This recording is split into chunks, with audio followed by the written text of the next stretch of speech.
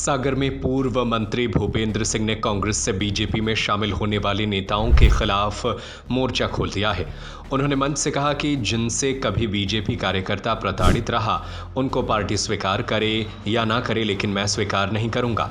अब कोई कहे कि हम ऐसे लोगों को स्वीकार कर ले पार्टी में, पार्टी करे ना करे, पर मैं कभी स्वीकार नहीं करता। दीपावली के शुभ मुहूर्त पर देश की number 1 hero 2 wheeler HF deluxe पर पाएं 5500 रुपए तक का कैश डिस्काउंट, साथ ही मात्र 1999 रुपए की डाउन पेमेंट पर आसान फाइनेंस में। दरअसल सागर विधानसभा क्षेत्र में भूपेंद्र सिंह के समर्थकों ने दीपावली मिलन समारोह आयोजित किया था। इस दौरान मंच से पूर्व मंत्री और खुरई से विधायक भूपेंद्र सिंह ने बड़ा बयान दिया। उन्होंने बिना नाम लिए कांग्रेस से भाजपा में आने वाले 2 बड़े नेताओं पर निशाना साधा है। उन्होंने कहा कि पहले खुरई में कोई वार्ड का फॉर्म नहीं भर सकता था, सरपंच का चुनाव नहीं लड़ पाता था, तब पार्टी ने मुझे खुरई भेजा था। ऐसे ही उन्होंने 2019 के लोकसभा चुनाव में हुई भाजपा कार्यकर्ताओं के साथ मारपीट की बात भी कही। इस समय कांग्रेस की सरकार थी और उसमें सागर से ही एक नेता पावर सेंटर थे, फिर बाद में वह भाजपा में आ गए थे।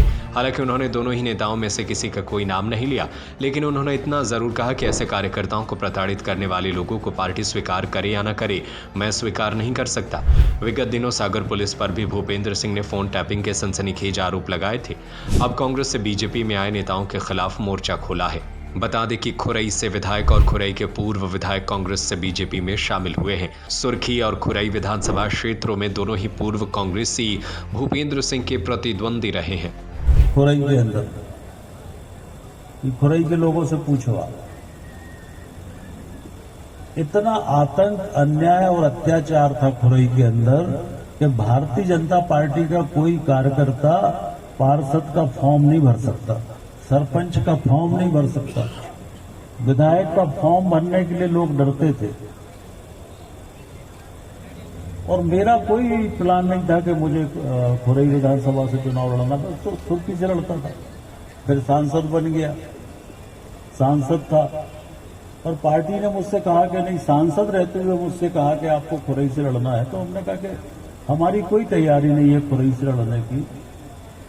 पर पार्टी ने कहा कि नहीं, पार्टी के लिए लड़ना है, लोकसभा तो बाद में होगा, अगर परिणाम गड़बड़ भी होगा तो इसके बाद लोकसभा तो आपको लड़ना ही है। लड़े और ईश्वर की कृपा, कार्यकर्ताओं का परिश्रम, जीत गए। तो आज के हमारी वहां के कार्यकर्ता के प्रति जिम्मेदारी नहीं है क्या? तो उस कार्यकर्ताओं को किन कठिनाइयों में काम करना पड़ा जब वो दृश्य ध्यान में आते हैं। ज्यादा दूर की बात नहीं है, अभी पिछले ही लोकसभा के चुनाव में, राजबहादुर का ही शायद लोकसभा का चुनाव था,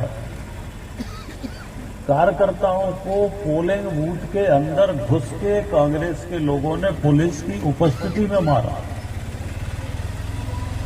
लोगों के सिर फट गए, पुलिस खड़ी देखती रही। मतलब जा जाके जैसे जैसे मुझे पता चला तो मैं उठा के गाड़ी में ले जा के अस्पताल में भर्ती कराया। 72 कार्यकर्ताओं को चोटें थी, 72। सोमेश भी थे उसमें, सोमेश भी हो गया, शायद राजबहादुर का ही चुनाव था। अब कोई कहे कि हम ऐसे लोगों को स्वीकार कर ले पार्टी में, पार्टी करे ना करे, पर मैं कभी स्वीकार नहीं करता।